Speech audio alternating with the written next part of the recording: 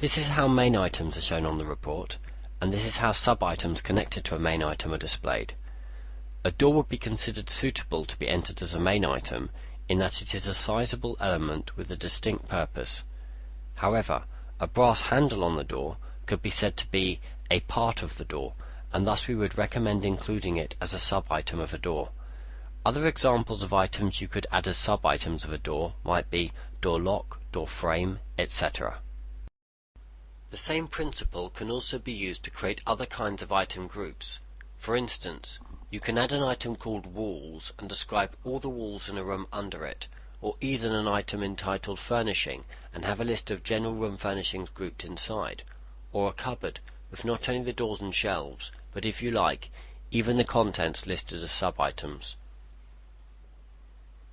Note that, as with this last example of the cupboard, you can have sub-items of sub-items, the shelf being a sub-item of the cupboard, which is a sub-item of the furniture group, each group being indented below the item it is connected to.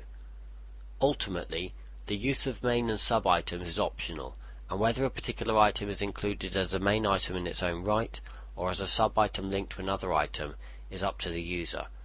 Any item can be added as a main item or a sub-item if desired. For instance, you could even say that a door is part of a wall, and indeed you could include the door as a sub-item of the wall if you wanted to. But although the distinction between main and sub-items is not always clear-cut with a hard and fast rule, nevertheless it is sometimes useful to visually group related items together, especially if they are physically connected and even form part of an item's functionality, like a handle or hinge being connected to a door. The various advantages of including, say, a brass handle as a separate though linked item, rather than just describing the handle as part of the general door description, are as follows. Firstly, it enables anyone to take in at a glance all the door accessories by glancing down a column rather than penetrating too deeply into the text. Secondly, it leads to shorter, more succinct descriptions and comments, with little or no need for punctuation and subclauses.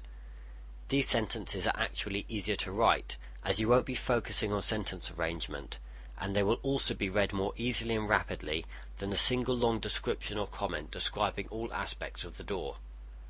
Thirdly, it enables anyone to see at a glance what element a comment is referring to, and it also enables photos to be cross-referenced more precisely. Still not convinced? Well then, fourthly, finally, and perhaps most importantly, it makes it easier for you, the inventory taker, to keep track of everything and fill out your descriptions without missing anything. And it's as fast or faster once you know how to do it. So if that's why we recommend listing fittings and contents etc. separately, why not keep them entirely separate? Why not include them as separate main items? Well, in brief, to include all items separately would not be ideal, as it would not always be clear at a glance what item a particular fitting was related to, and the report would be rather harder to browse. It's actually quicker to find a sub-item or any item if it's organized in related groups than by scanning one single level list. And once again, it actually makes it easier to ensure that all the items are duly recorded and described to add them as a distinct item in related groups. And when all is said and done, we think you'll agree that the linked item layout looks better too.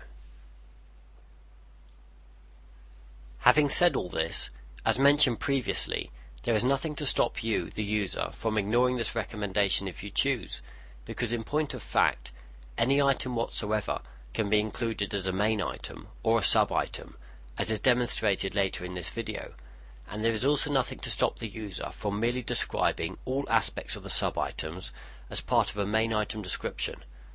Now let's head back to our position on the item description form, editing an existing report.